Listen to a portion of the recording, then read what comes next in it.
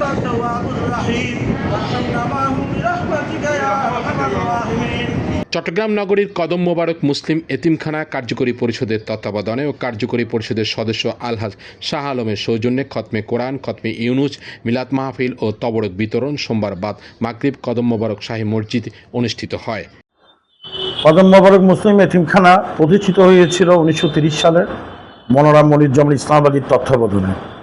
উনি 2টা রুম নিয়ে শুরু করেছিলেন, কিন্তু এই জায়গাটা দান করেন রমেশধর এবং যুগেশধর নামে রাউজানের 2জন হিন্দু ভদ্রলোক।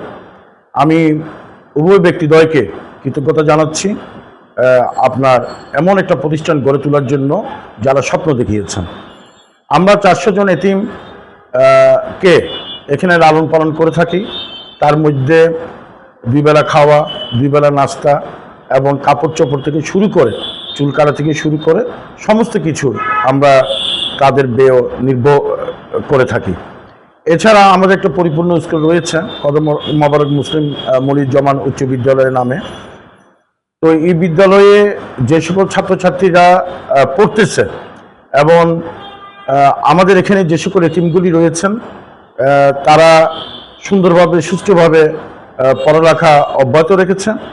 আমাদের কদম মোবারক মুসলিম এতিমখানা থেকে অবস্থান করে লেখাপড়া করে জিওসি হয়েছে, সচিব পদ